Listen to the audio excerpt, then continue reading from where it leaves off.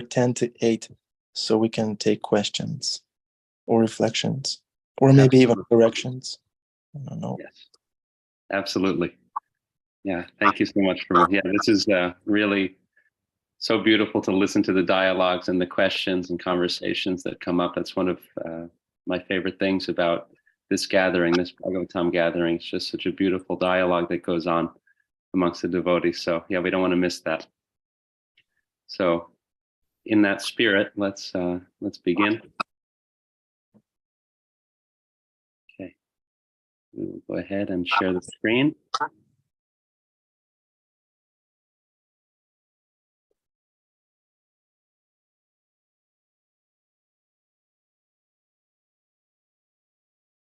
Okay. We'll be reading from Canto number 10, Srimad Bhagavatam, chapter 29, texts 37 and 38. Om Namo Bhagavate Vasudevaya. Om Namo Bhagavate Vasudevaya. Om Namo Bhagavate Vasudevaya.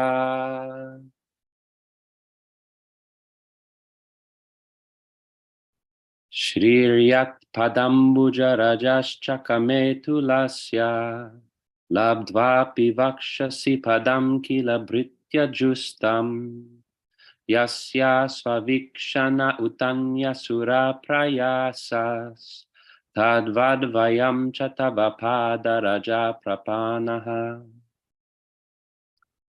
Translation and purport by the disciples of His Divine Grace, A.C. Bhaktivedanta Swami Srila Prabhupada. Goddess Lakshmi, whose glance is sought after by the demigods with great endeavor, has achieved the unique position of always remaining on the chest of her Lord Narayana.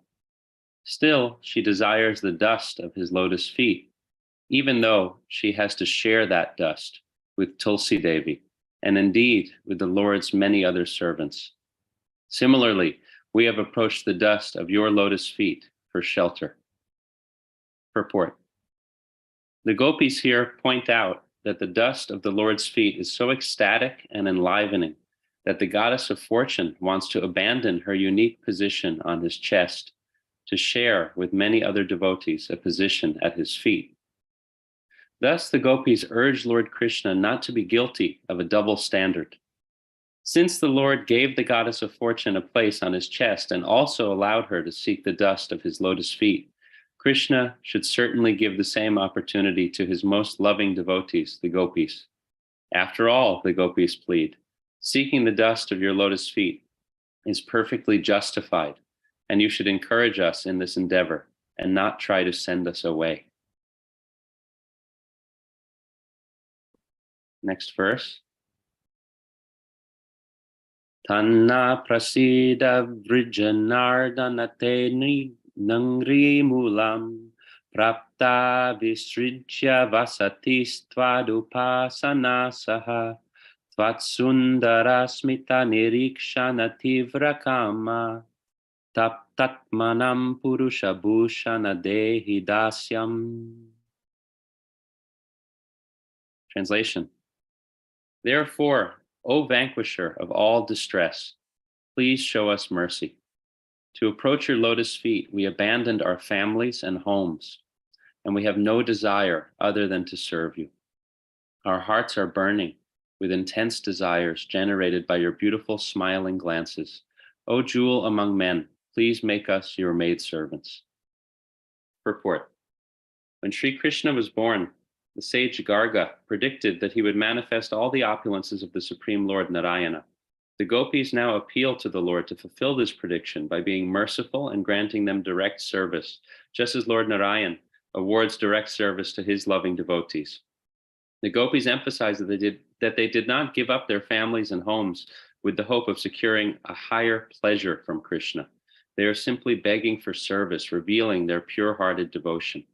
The gopis think If in the course of pursuing your happiness, we somehow or other become happy by seeing your face, what is the harm in that? Srila Vishwanath Chakravarti comments on the words Purusha Bhushana, O jewel among men. The Thakur states that the gopis meant to say, O jewel of all males, please decorate our golden bodies with the dark blue gems of your limbs.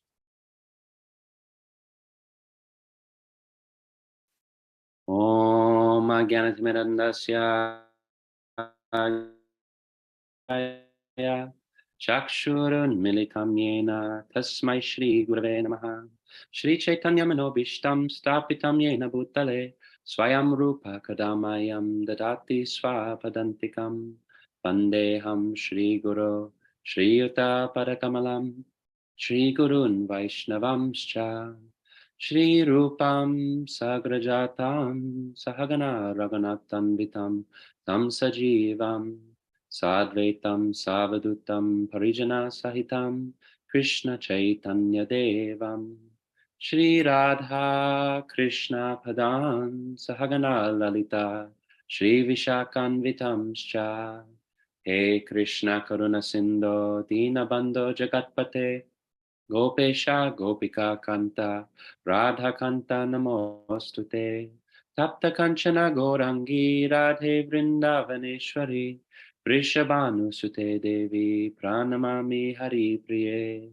Vansha Kalpatarubhyascha Kripa Sindhubhya Evacha Patitanam Pavanebhyo Vaishnavebhyo Namo Namaha Shri Krishna Chaitanya Prabhu Nityananda Shri Advaita Gadadhar Shri Vasadi Gaura Bhakta Vrinda Hare Krishna Krishna Krishna Hare Hare Hare Rama Rama Rama Hare Hare.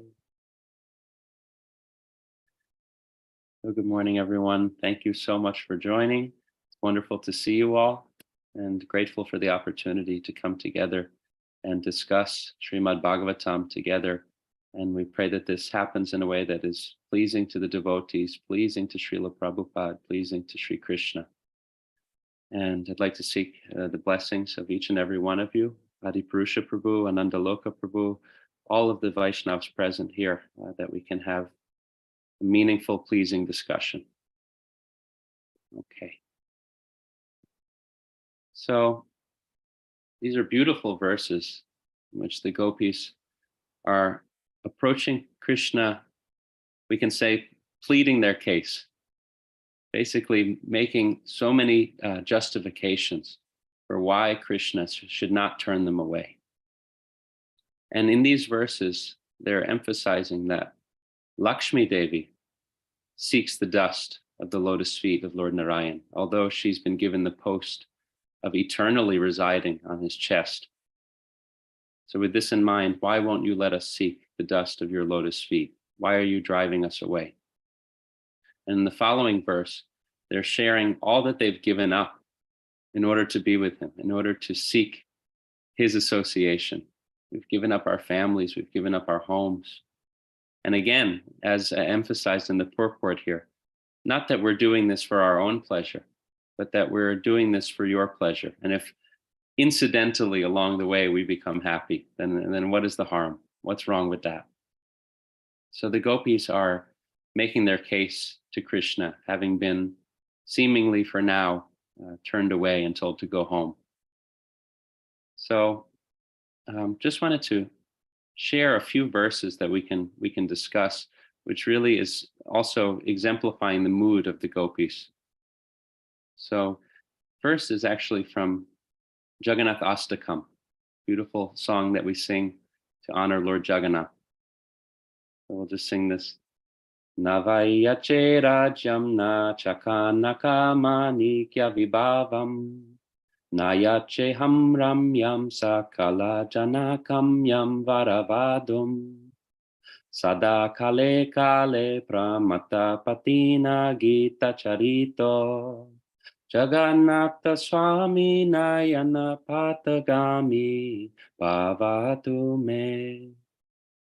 The translation of this: I do not pray for a kingdom, nor do I pray for gold, rubies, or wealth. I do not ask for a beautiful wife as desired by all men. I simply pray that Jagannath Swami, whose glories Lord Shiva always sings, may be the constant object of my vision. So we can see how this verse encapsulates this mood of, there's nothing that I want. There's nothing that I'm desiring. We only want, so in this case, the gopis, they want Krishna, who is none different from Jagannath. They want Krishna to be the object of their vision constantly. They can't bear to be away from him for even a moment. Of course, there's this famous verse where the gopis are cursing the fact that they were created with eyelids, that when they blink, they miss for a moment the vision of Lord Krishna. So in this way, the gopis are sharing here. We've given up our homes. We've given up our families. We don't want anything. We don't even want anything from you, Lord. We only want your pleasure. We only want to behold your beautiful form. So in this way, the gopis are really laying out, and this is something that Adipurusha Prabhu mentioned yesterday in the class given by Narayani Devi Prabhu, that we don't want to do these things. We don't want to engage in devotional service even for our own upliftment. We can say maybe that's in sattva guna, right? That's something sattvic, that we want to better ourselves, we want to clear our consciousness, we want to overcome our faults.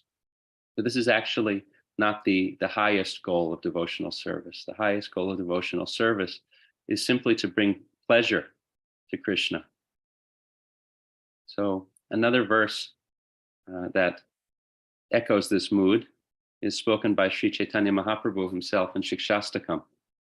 Nadanam na janam na sundarim kavitam va jagadisha kamaye mama janmani janmanishware bhavatad bhaktir ahaituki twayi.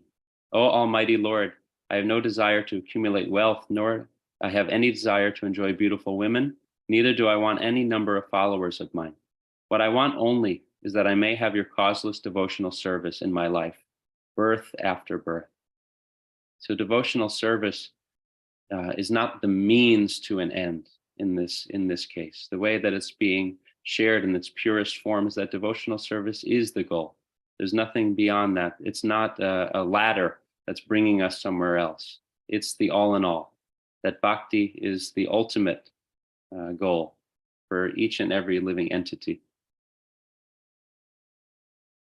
So Srila Prabhupada himself shares a beautiful prayer in a letter that he wrote to Devananda, and this is in November 23rd, 1968. Srila Prabhupada writes, "Simply our prayer should be, my dear Krishna, please remind me to always chant your holy name. Please do not put me into forgetfulness. You are sitting within me as super soul, so you can put me into forgetfulness or into remembering you. So please do not put me into forgetfulness. Please always remind me to chant. Even if you send me into hell, it doesn't matter, just so long as I can always chant Hare Krishna." And in this way, the remembrance of Krishna, just being able to remember Krishna, being able to chant his holy names, this is all that Srila Prabhupada desires. It's all he's emphasizing in this prayer. That whatever the circumstance, devotees' highest joy, and they're really the only concern of a pure devotee, is that they be connected to Krishna, that they be in remembrance of Krishna. Forgetfulness of Krishna, this avidya, that's the deepest fear of a devotee.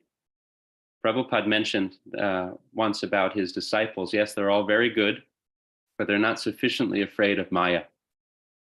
So in other words, there are so many fears, materially speaking, in this world that we can think about. Natural disasters, different types of material failures or material chaos, material issues that come up in our lives. But at the same time, the position of a pure devotee is that these things may come, they may come. And all I want in that moment is to be able to remember Krishna, to be able to be cognizant that Krishna is with me. And a very advanced soul like Queen Kunti even prays for calamities, because in those calamities, she remembers him. She remembers him. So this is why Srila Prabhupada says that a quality of a pure devotee is that they're abhaya, that they're fearless. Because whatever the circumstance may be, They're only concerned that I should be able to remember Krishna at this time. So the gopis right now in Srimad Bhagavatam, they are fearful. They are actually fearful because Krishna is saying, go away, go home. And all they want is to be with him. They don't want to have to be away from him for even a moment. Of course, we understand on the highest spiritual platform that separation, vipralamba, that is also a way of being with Krishna, actually. That's also a form of unity with Krishna. But it's one that is painful and difficult for the gopis, although it's also, spiritually speaking, the highest ecstasy is also there. But the gopis don't want to be away from Krishna for even a moment. But this vipralamba, this spiritual separation from Krishna, we need to understand that that's distinct from avidya, of forgetfulness, ignorance of Krishna. So just speaking for myself, there are times when I feel forgetfulness of Krishna. You can go a period of time without remembering Krishna. That's not separation. We can't think, oh, I must be spiritually elevated because I feel separation from Krishna. This is a very different type of separation from Krishna. That's forgetfulness. That's avidya. And what we want is that we come to the point where we can't forget Krishna for even a moment. And if we feel separation from Krishna, it's a spiritual separation. It's, Lord, you feel so far away from me. I'm remembering you all the time, and I just wish I could remember you more, right? This is the spirit of a devotee who's experiencing spiritual separation, that they feel distant from Krishna, but in that distance, they're in constant remembrance of Krishna. They're actually never away from Krishna for a moment. And of course, the spiritual reality is that we're never away from Krishna. But the only way that we can seemingly be separate from Krishna is through ignorance, through our own forgetfulness of his omnipresent nature. So, Bhagavad Gita, chapter 5, text 29, also encapsulates, this is a verse that Srila Prabhupada called the peace formula. Because if everyone had this consciousness, imagine what the world would be like. Bhoktaram yagyatapasam sarvaloka maheshwaram surdham sarva bhutanam gyatpamam shantim richati. A person in full consciousness of me, knowing me to be the ultimate beneficiary of all sacrifices and austerities, the supreme Lord of all planets and demigods, and the benefactor and well-wisher of all living entities, attains peace from the pangs of material miseries. In other words, if we understand that the only enjoyer, the ultimate beneficiary of everything is Krishna, then peace can come. And the gopis here, of course, are thinking of Krishna as the beneficiary, bhoktaram. They're only living for Krishna's pleasure. They're not interested in their own pleasure. So an interesting point here to bring out in the Sanskrit that I just wanted to share with everyone. The gopis' love is completely beyond awe and reverence. There's no question of awe and reverence here. The gopis are even willing, a wonderful story, which we could share at greater length, but just to be brief, the story is that the gopis give Krishna the dust of their lotus feet. Krishna says, I have a headache, and the only thing that can cure it is the dust of the feet of my devotees. So Lord Brahma is approached, and he says, no, I'll go to hell. I can't do that.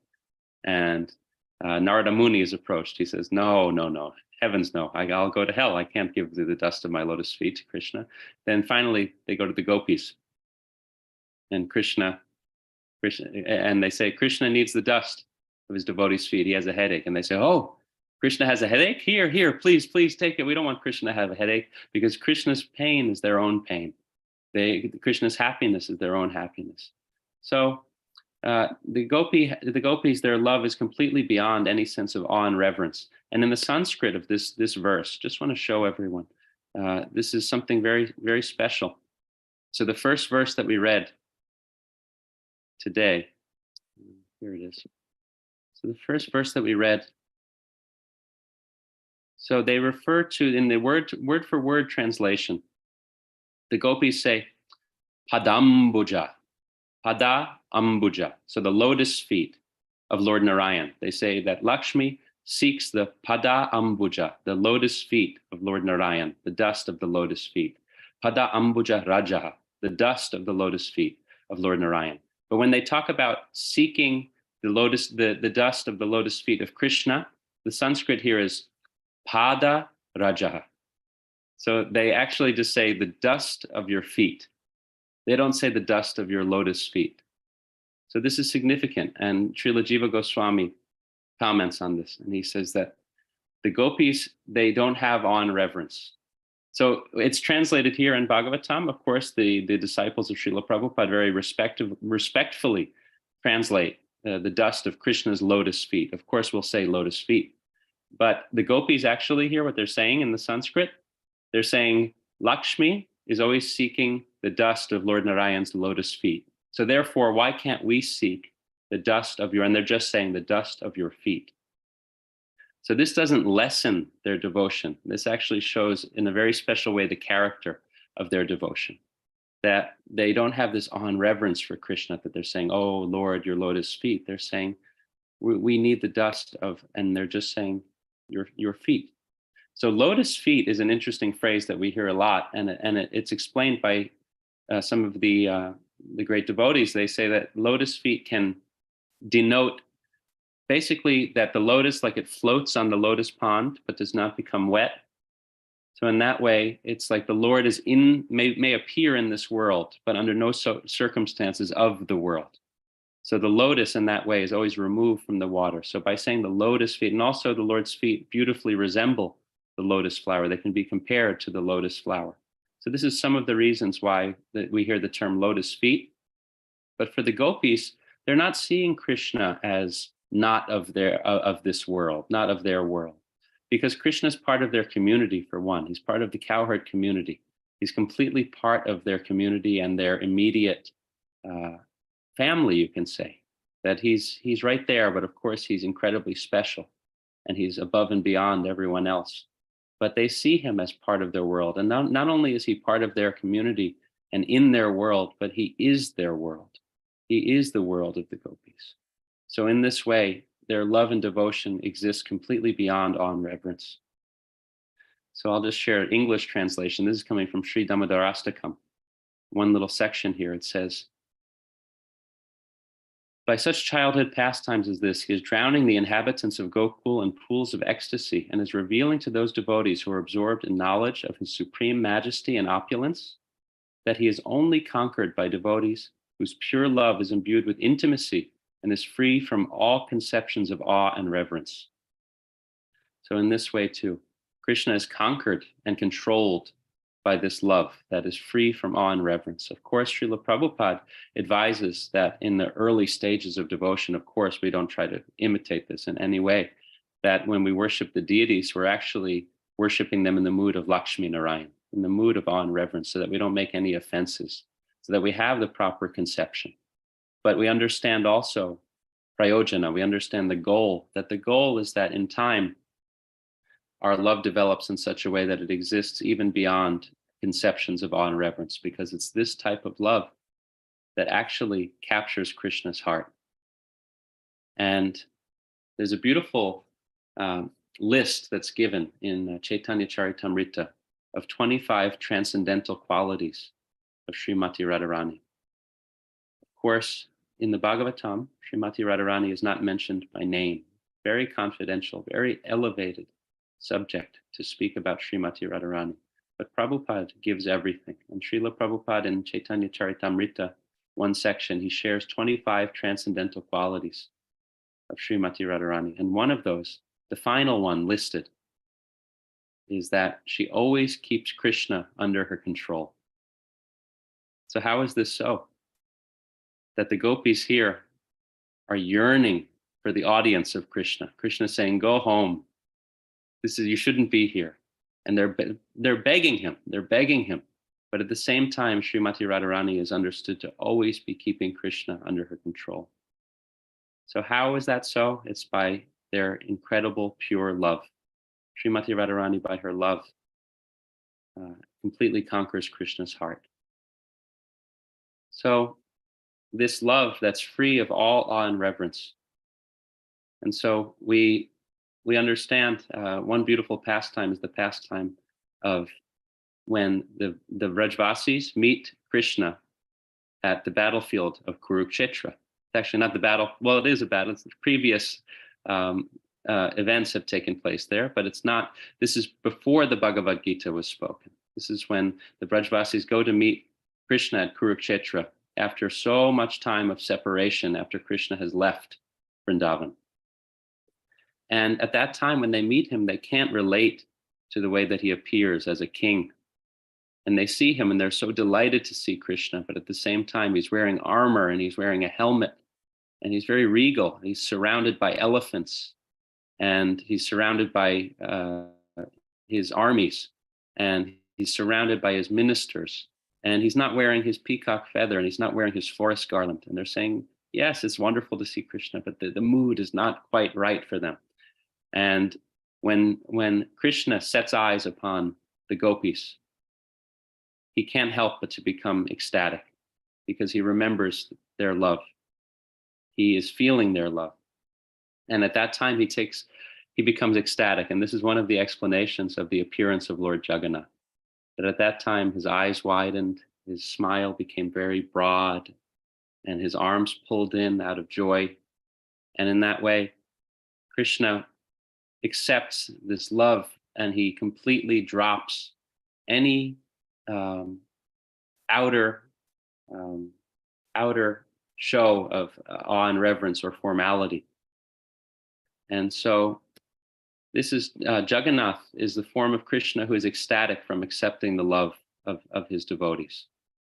So this is what's happening here in Srimad Bhagavatam also, that Krishna is being convinced by the gopis. And how is he being convinced? He's being convinced by the nature of their love.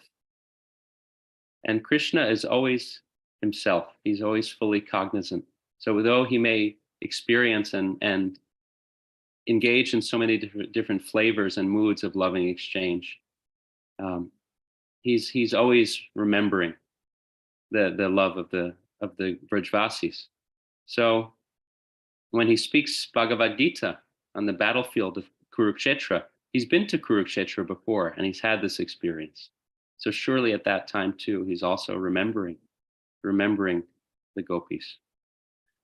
So, and the gopis are saying in the end of this second verse, we've given up everything.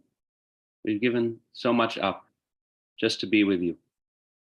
So also this is an inspiring point for us. You know, the love of the gopis is so elevated that of course we can't compare in any way. But at the same time, we can understand this principle that the gopis have given everything up for Krishna's pleasure. So as we go through our lives, there's so much that we may be required to give up. Yet we try to have faith that for Krishna's pleasure, we can give up anything because Krishna is our ultimate well-wisher, our ultimate friend. And to engage in devotional service, to give pleasure to Krishna, then as the gopis say here, automatically our happiness comes as a natural byproduct. It's not our goal, but we also have faith in that principle. So the gopis leave their families, they leave their households.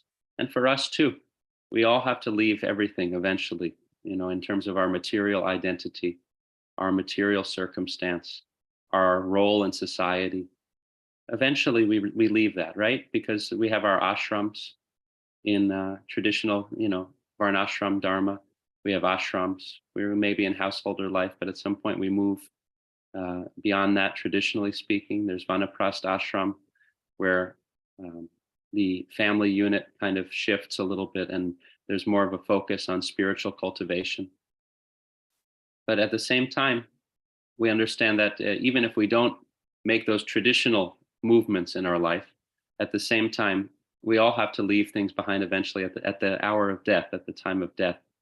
We leave all of our material designations behind. So in this way, the gopis, they give up everything just to be with Krishna.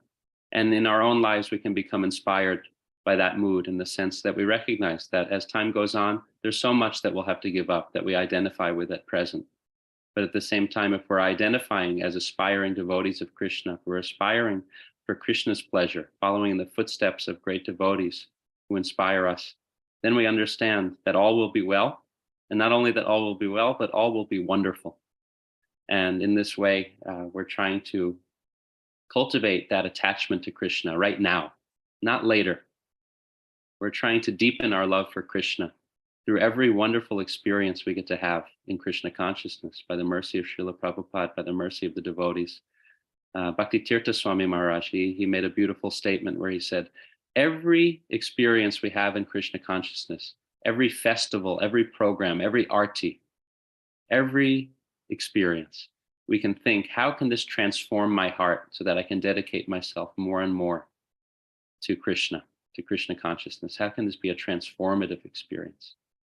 So with this in mind, we seek that transformation, the association of the devotees in our day-to-day experience, in our practice, in our sadhana. We try to seek this transformation so that we become more and more cognizant of this reality, that Krishna's pleasure is everything, and we're trying to bring pleasure to Krishna. So I'll stop here. Thank you all so much, and eager to hear everyone's reflections, questions, corrections, thoughts, so on. So thank you all so much. Thank you, Dina Bandhu Prabhu. Very transformational class. I see Jeffrey Eckler is transformed, and Henry Prabhu. Everybody is transformed who is keeping their cameras on.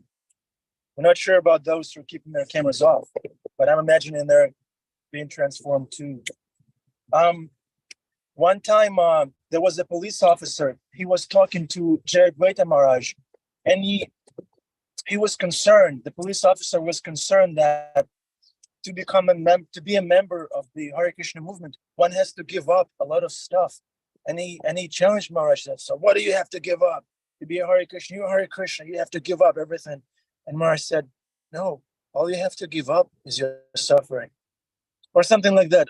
Or the police officer says, so what do you have to give up to become a Hare Krishna? And Maharaj said, your suffering. You have to give up your suffering. So just to add to what you've so wonderfully described about the mood of the gopis, how they give everything up for Krishna. But for us, it can translate into giving up our suffering. Just a lump of mental concoctions, like Jeffrey Eckler said. That's what we have to give up. Mental concoctions, suffering, confusion, lethargy. That's what we need to give up. Okay, so do we have any questions, reflections, please? Dina Bandhu Prabhu likes it, so let's please Dina Bandhu Prabhu and participate actively.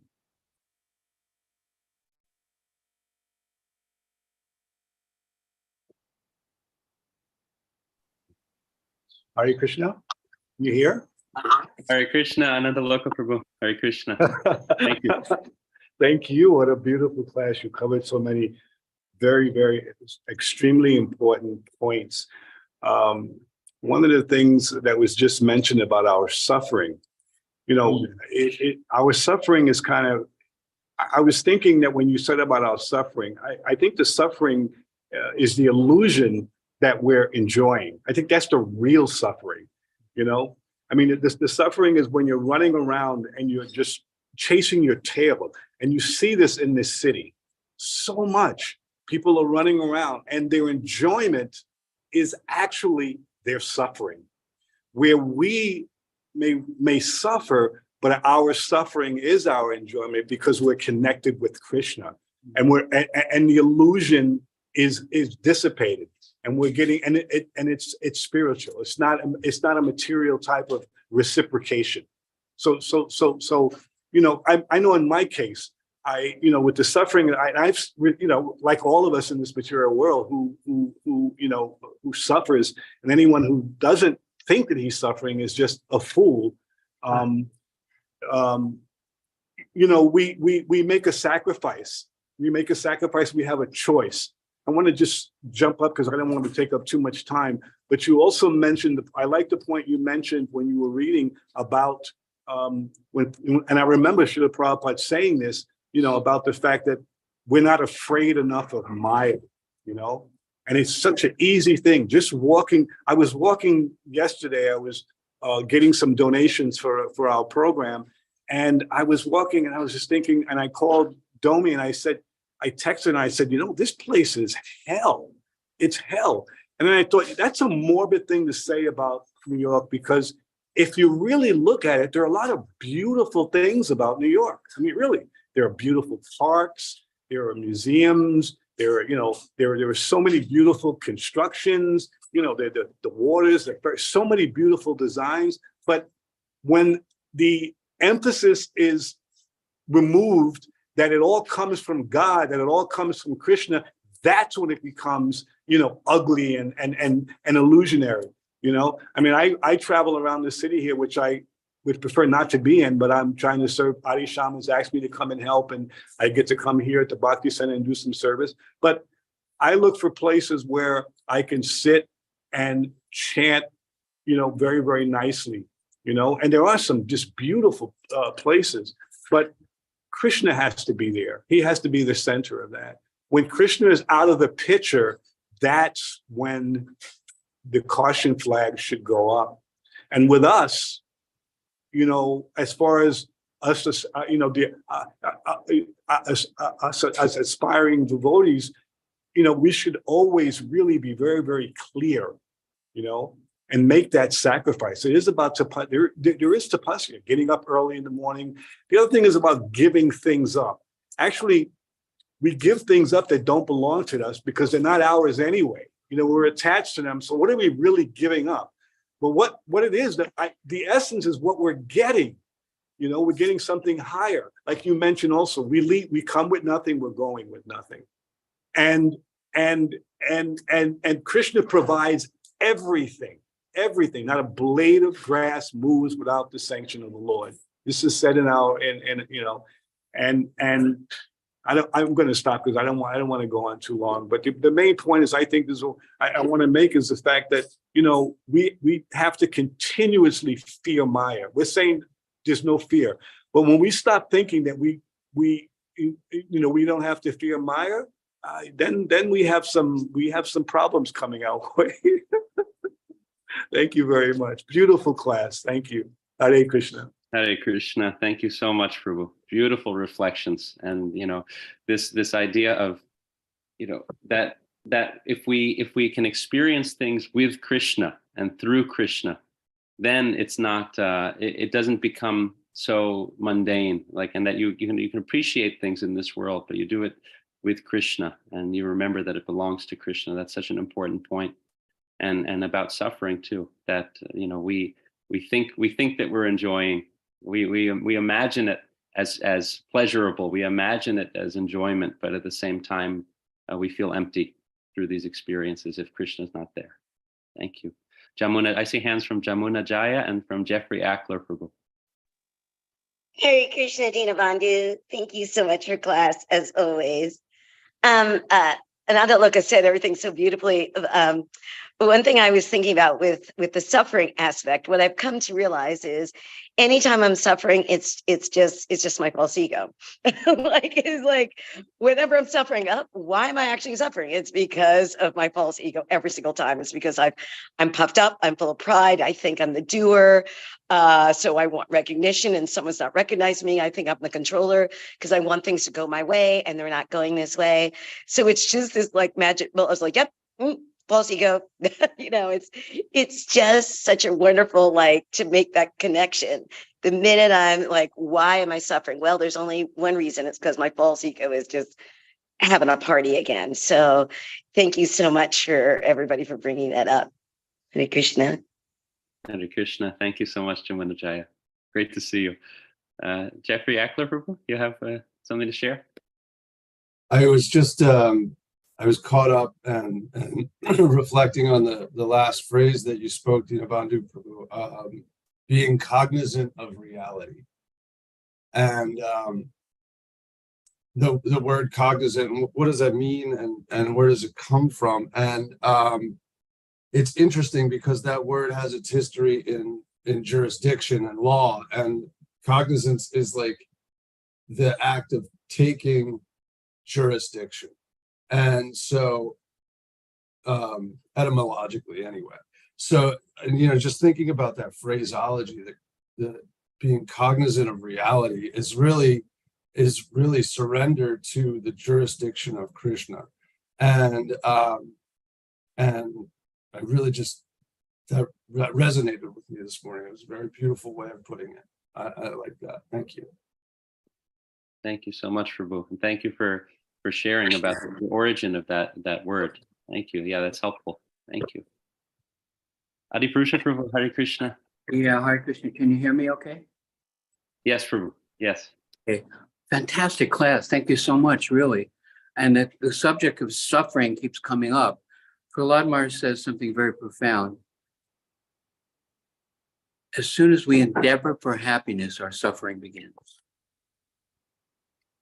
As soon as I endeavor for happiness, my suffering begins. And then you quoted that verse, Narayana Parasave Nakatashina Bibidi Svaga Pavar. The devotee doesn't care if they go to heaven or hell. They're not even thinking about their own happiness or their own distress. They're just thinking, how can I serve Krishna? And on that platform, come what may, you know, that what's his name? Martin Luther King said that thing. I'm not here to endeavor for happiness or avoid pain, but to do God's will, come what may, right? And then we're indifferent. We don't, you know, Matra Sparsa to count, a certain amount of suffering is coming to me. A certain amount of suffering, I cannot stop it. I didn't look for it, it's gonna come. Why? Due to my past misdeeds. Not because of him or them. I'm not being abused, I'm not being neglected, I'm not being exploited. It's because of what I did in the past. That's why I'm suffering. Jumana Jayamati was saying, it's my false ego. It's my false ego, you know? And when we just forget about our own suffering or pain or preference, what does it say? We're born into illusion based on desire and hate. I like this, I don't like that. I like this, I don't like that. This is not pleasant, this I don't want. That's why we suffer. Because I'm on the platform of me, and the mental platform, I like it, I don't like it. And aside from that, suffering's coming and going. We tolerate it without being disturbed. And what's not disturbed? My service, my prescribed duty. And believe me, Radhanath Swami was here recently and somebody said to him, Marsh, how are you? He said, I'm suffering. God, how did he say that? Oh my God. How are you, Marsh? I'm suffering. I was like, oh my God, he's suffering. You know, you don't want anybody to suffer, but wow. As soon as our endeavor for happiness begins, our suffering begins. And when we just say, I don't care if I suffer or enjoy, what's my service? Then we're untouched, right?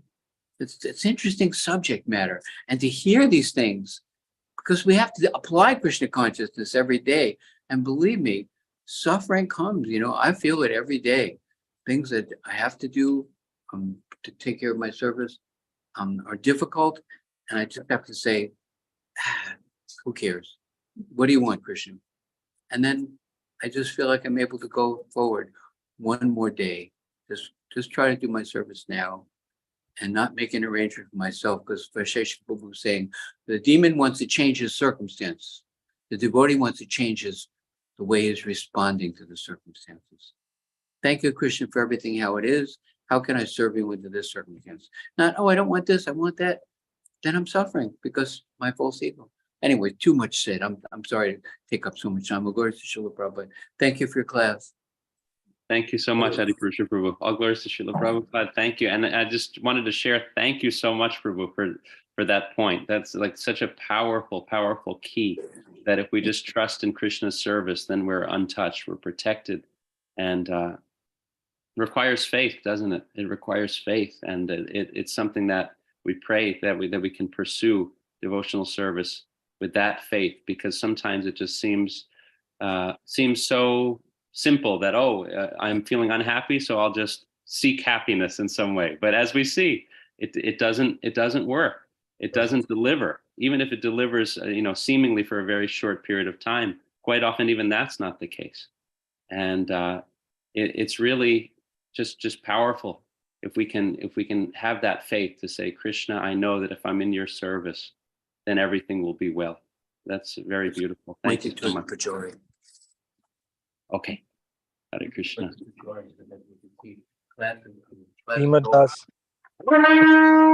Afterglow. Darshan time. Cameras on, please, if you can. Clothes on.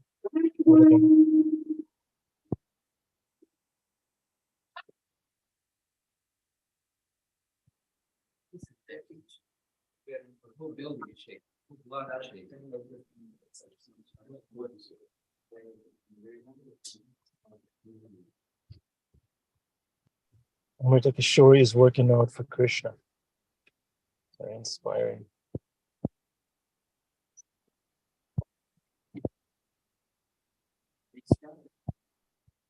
Sorry.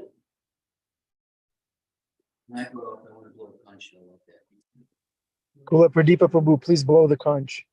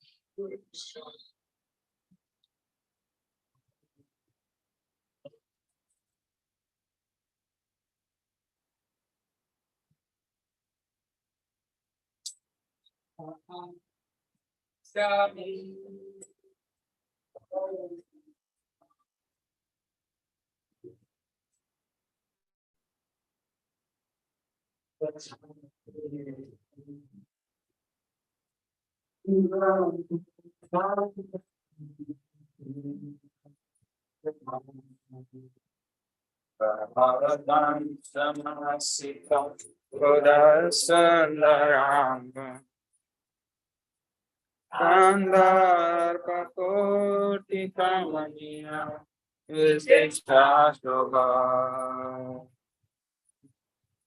Govindam Hari Purnam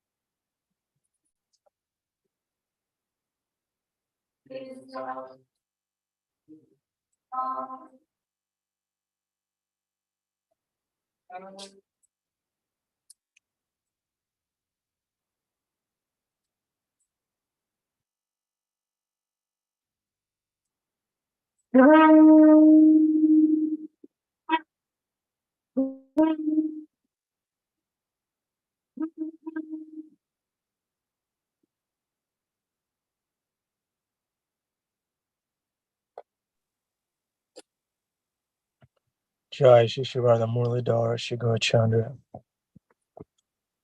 Okay, welcome to the Afterglow, everybody. Bhima Prabhu, you had your mic unmuted.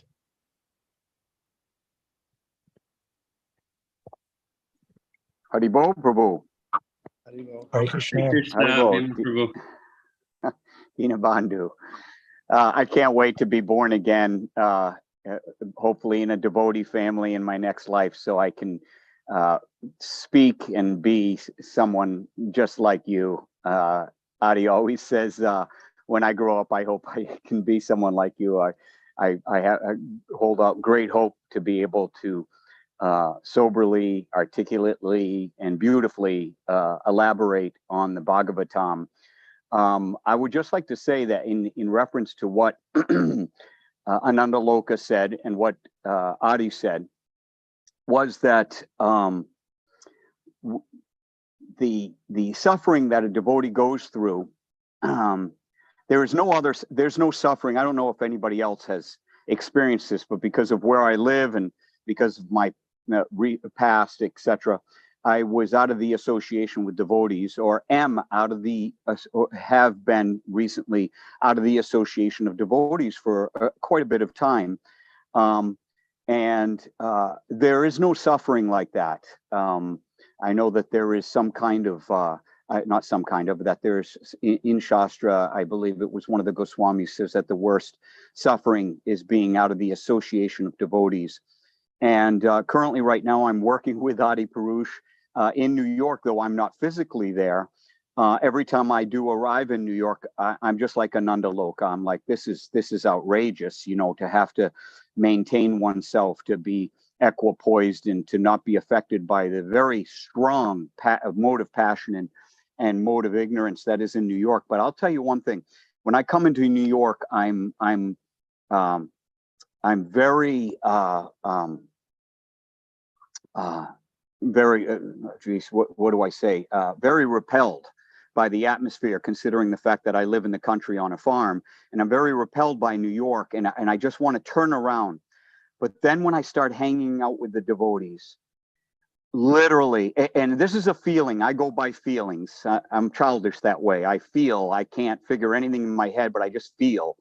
And literally within 2 or 3 hours of hanging with the devotees, whether it be Adi or Ananda Bihari, Ananda Loka, Nityananda Chandra, Domi, etc., etc. Just being with the devotees, I feel a happiness and contentment that I do never feel, even after chanting 16 rounds on a beautiful mountaintop away from everything else. I can be smack dab in the middle of hell called Manhattan, and as long as I've got devotees and they're around me and we're laughing and we're sharing, we're commiserating, you know, they say misery loves company, you know. So when I'm around the devotees, and I can't philosophically explain what goes on, but something deep down in my heart, deep down in my chest is very comforted, very content, very enlivened, very convinced. Never am I more convinced that I'm in the right place at the right time than when I'm in the company of devotees, no matter whether it be in Manhattan, on the streets of Manhattan, running around like maniacs, or whether back in the day, back in the 80s when I was on Sankirtan, I was with devotees, but you know, we were living in a van on the road at probably an average of 108 miles per hour. So, but we were always happy. We were always happy because we had each other. And I would say that the cure for all our suffering is just to get with the devotees. And that's what as I sit here alone, surrounded by animals, I pretend that they're devotees. I'm sure they are. But anyways, there's the cure for everything. Get with the devotees. Hare Krishna. Hare Krishna. Thank you so much, Bhima Prabhu. It was beautiful, beautiful realization.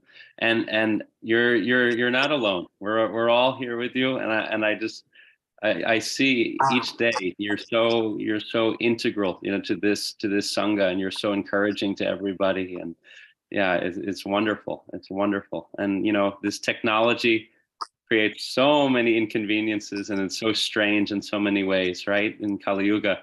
But at the same time, if we can engage it like this, to be with the devotees, it's so wonderful. And just wanted to say, Bhima Prabhu, that my wife feels quite similar about New York. You know, she came here, she's from the other side of the world. And when she came here, I was a little puffed up, I think. I was like, let's go see New York City. I was like really excited to share New York with her. And she doesn't really see anything in New York. She's not impressed at all by New York, except she said, I love 26 Second Avenue. I love the Bhakti Center. I love the Brooklyn Temple. I love the Harinam. I love Adi Purusha Prabhu's serving prasadam. So Tompkins Square Park, the Hare Krishna tree, all of these things, you know, that makes New York such a holy, wonderful place, like the dust of Srila Prabhupada's lotus feet all over New York. So yeah, whenever I'm feeling overwhelmed by the hustle and bustle of New York, which admittedly in my conditioned state, sometimes I still feel attracted to it. But sometimes when I do feel overwhelmed, I just try to remember that Srila Prabhupada probably walked this same street at some time. Thank you so much, Bhima Prabhu. William, William Prabhu, I see you have your hand up. Hare Krishna Prabhu. Thank you for class today. I wanted to, while Bhima was speaking, I was thinking of something in a personal experience that happened to me yesterday. I was at the Harinam Sankirtan yesterday at Times Square, and I was enjoying it so much. I was so happy, and then when it was over, you know, there's a scripture in the Bible, a reflection that says, somebody said, I think it was James, I'm not sure, it's the Christian Greek scriptures. Every time I wish to do what is right, what is bad is always in front of me. So I leave the devotees to go home. And praying to Krishna, please help me, because this is going to be a hard one, getting home. It was raining, the bus, the train, I didn't know which one to take. I was soaked. I figured let me just take the bus. People were bumping into me, and I have a cane. I walk with a cane, I have a bad back. And I started to feel my anger start to come up. And then I was waiting at the bus stop, and the police were behind me. And I was waiting. You know the area where the bus stops? You know the street area where there's a lot of gray area where you can actually wait, you can book, you have to be in the crowd. So I'm there, and the police go, hey, get off the street. And I look back and say, what are you talking about? I'm waiting for the bus. And there goes my attitude. I was holding it. I said, what are you talking about? I'm waiting for the bus. Yeah, you know, you can get hit by the bus. Well, how am I going to get hit by the bus if I'm looking this way? And I'm like, oh my God, Krishna, I'm arguing. So then they left, and I said, Krishna, I have to go. And then the devotees were coming. I was like, listen, are you going to the train station, or are you taking the bus? Can I go with you? And it was a wrap. That was it. It was like Krishna sent the devotees. I was like that. It was a blessing. So I definitely enjoyed Bima's comment. Thank you. Thank you so much for class today as well. Thank you so much, Prabhu. Thank you for that real life, you know, recounting of just how the devotees sometimes swoop in and uplift us. And yeah, that's the reality. Like Bhima Prabhu was saying, as long as the devotees are around, we're going to be all right. Yeah. Even though Bhima Prabhu's physical body is not here at all times, but his spirit is here, his ghost is here. His subtle body is always here in New York doing service. Okay. Okay, Dina Bandhu Prabhu, wonderful class. I was thinking this is the type of class that Srila Prabhupada would give. Very comprehensive, philosophical, Shastra backed up. Very nice, personal. Thank you, Prabhu. Thank you. And thanks everyone for participating so actively and sincerely in this class. Venetia, Beam, William Prabhu, and family. Amrita Kishori, Didi, Yogeshwari, Domi, Suzanne, Rich, and the Barn of Devotion. Where are you, Rich? Can you turn your camera on? Are you heard in your herd? Pink Yogi of Harlem, Kartik, Isabel, Spirit Soul. Isabel is, she'll be initiated soon, but we'll still call her Spirit Soul. She permitted us. Okay, all right, Rich is not answering. He's probably, I don't know. Do you have your clothes on, Prabhu? Okay, probably not. All right, cool. No problem. Love you all. Hari Hari Bol. See you again tomorrow. Wonderful class, Dina Bandhu. Love you. Hare Krishna. Bhima Prabhu, kiss your horses for us.